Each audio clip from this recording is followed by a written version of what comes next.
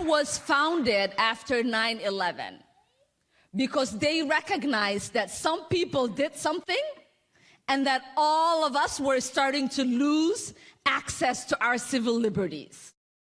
Well, President Trump tweeted out a video slamming Omar for her comments, and Speaker Pelosi then came to Omar's defense, and here's her statement. Quote, "The president's words weigh a ton, and his hateful and inflammatory rhetoric creates real danger. President Trump must take down his disrespectful and dangerous video."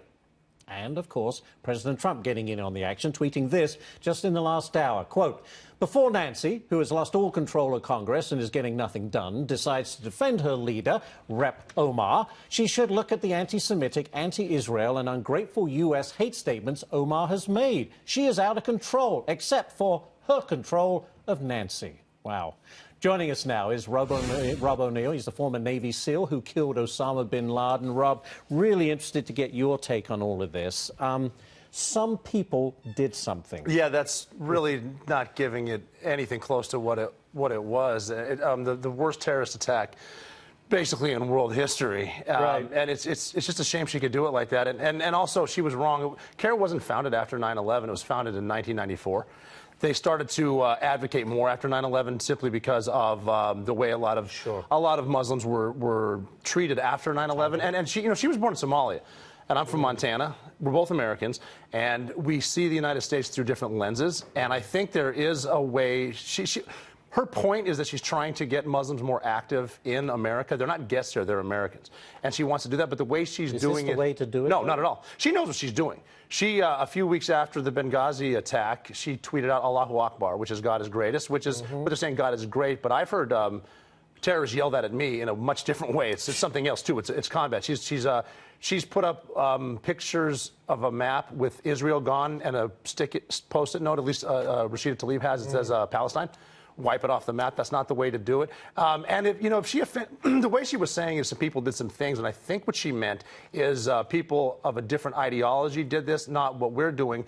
Right. If she found out, which she should have known before, because she does like to poke the bear, that it was offensive, all she has to do is say, you know what, that wasn't it was offensive. But she will never back down. No, she'll never do that. And then now she's spinning it.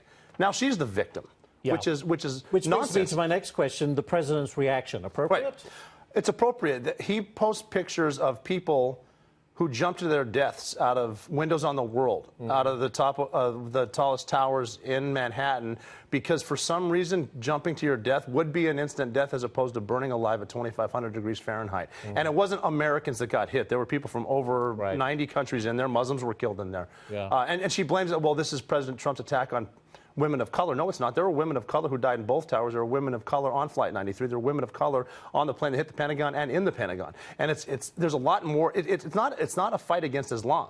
It's our way of life. It's 2019, the Western world, to include Muslims and Jews and Christians and everyone, against this ideology. We are often told that that you fight for this country and you have fought for this country to protect the flag and everything that it stands for, freedom of speech. And this is freedom of speech. It is freedom of speech. Of course it is. But how angry does it make you? And is it acceptable? It doesn't make me angry, but I wish instead of this resistance and this I'm on the left and you're on the right, we get in the room and try to solve it. When I went overseas and fought with Marines and I fought next to my soldiers, Army, Air Force, I fought with Muslims. I fought with Afghans and Iraqis. I fought with Christians. I didn't take a shortcut for the white guy or for the black guy. It was the coalition. It wasn't just America. And for them to say, well, he's showing pictures and videos of 9/11, and that's triggering. Okay, so you don't have a problem by ignoring that, but you can call us Nazis today? Yeah. No, I mean, that was pretty bad. Hitler was bad. Dangerous rhetoric. It's very, and they say, well, we shouldn't, it triggers people. You know what? We should be forced to watch 90 seconds of that a day after we say the Pledge of Allegiance every single morning. Because this is real. And guess what? They haven't forgotten about us. No. And they don't want to kill us because we're Americans. They want to kill us because we don't believe what they think God thinks we should believe. It's that simple. It's that simple. I have to leave it right there. Rob, as always, thanks.